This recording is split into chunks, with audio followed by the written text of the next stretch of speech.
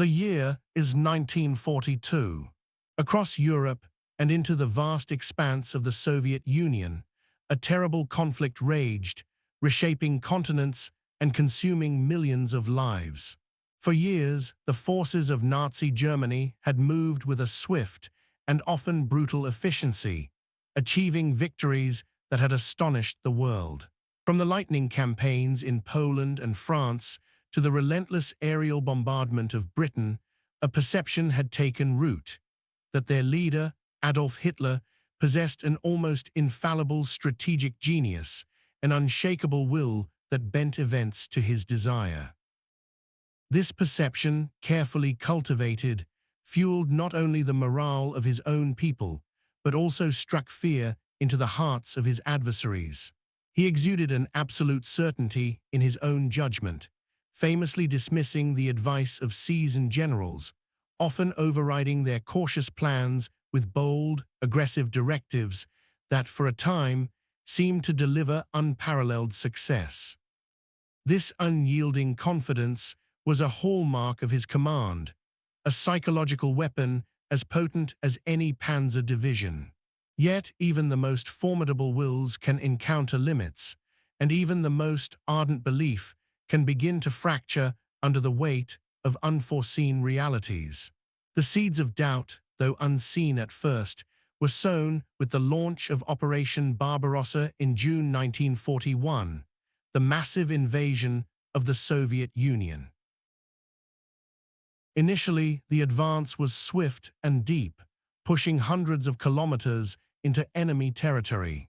German armies, employing their blitzkrieg tactics, encircled vast numbers of Soviet troops and captured immense swathes of land.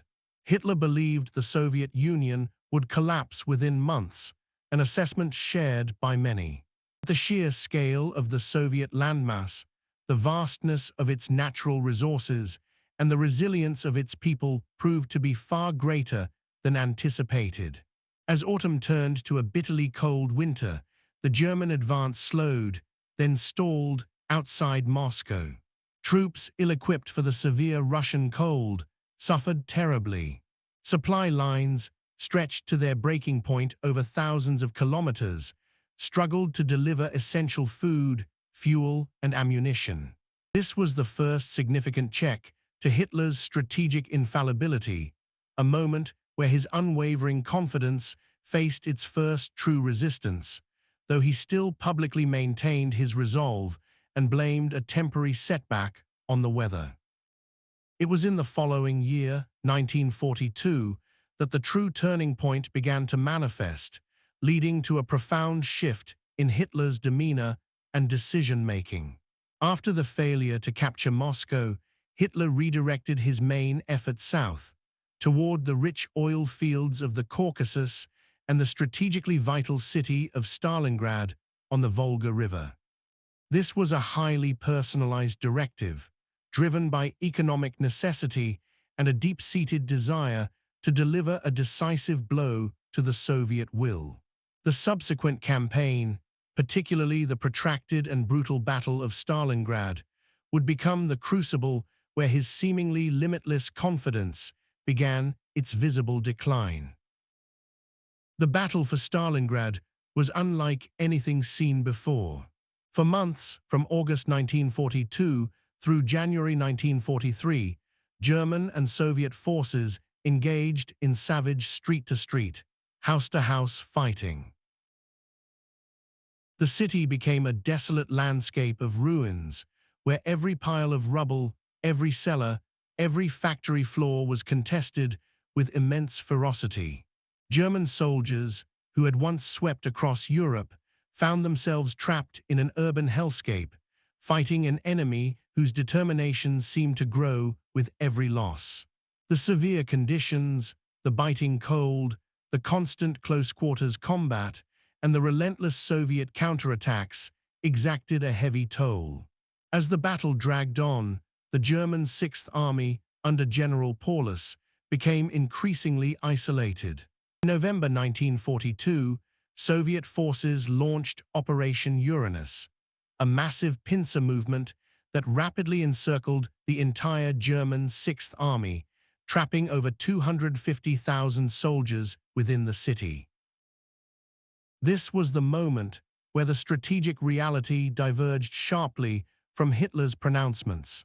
Despite the pleas of his generals to attempt a breakout, Hitler, from his distant headquarters, issued strict orders: no retreat, no surrender. He promised supplies by air, a promise that could not be kept, and a relief force that never reached them. For the soldiers trapped in Stalingrad, starvation and frostbite became as formidable enemies as the Soviets. Hope dwindled with each passing day, replaced by a growing sense of abandonment. The consequences of Stalingrad were far-reaching. The complete annihilation of the German Sixth Army in January 1943, a catastrophic loss of men and material, shattered the myth of German invincibility and marked a dramatic shift in the strategic momentum of the war on the Eastern Front. For Hitler, the defeat was not just a military setback, it was a deep personal wound. His public appearances became less frequent, his pronouncements more detached, and his belief in his own judgment, while outwardly maintained, began to betray signs of internal erosion. He became increasingly suspicious of his generals, blaming them for the failures and delving ever deeper into the minutiae of military operations, often making irrational demands from thousands of kilometers away, disconnected from the realities on the ground. The impact on ordinary people was profound. In Germany, the initial elation and fervent belief in ultimate victory slowly gave way to a growing unease. News from the Eastern Front, heavily censored, could not entirely conceal the scale of the disaster. For families waiting for sons and husbands, the silence that followed the fall of Stalingrad was deafening. The human cost, the personal losses, began to accumulate, slowly eroding the morale that Hitler's early successes had built. On the Soviet side, the victory at Stalingrad, achieved through immense sacrifice, galvanized the population and military, providing renewed hope and a surge of patriotic fervor that would drive them westward. In the wake of Stalingrad, Hitler's confidence did not vanish overnight, but it was irrevocably altered. The unwavering conviction, the almost hypnotic certainty that had defined his early years, began to fade, replaced by an increasing rigidity, a growing isolation, and a deep-seated distrust. The man who had once believed himself destined for triumph now grappled with the severe consequences of his own unyielding decisions that had led hundreds of thousands to their tragic end. The illusion of his infallibility had been severely fractured, and from that point onward, the war became a prolonged, desperate struggle against an increasingly formidable coalition of adversaries.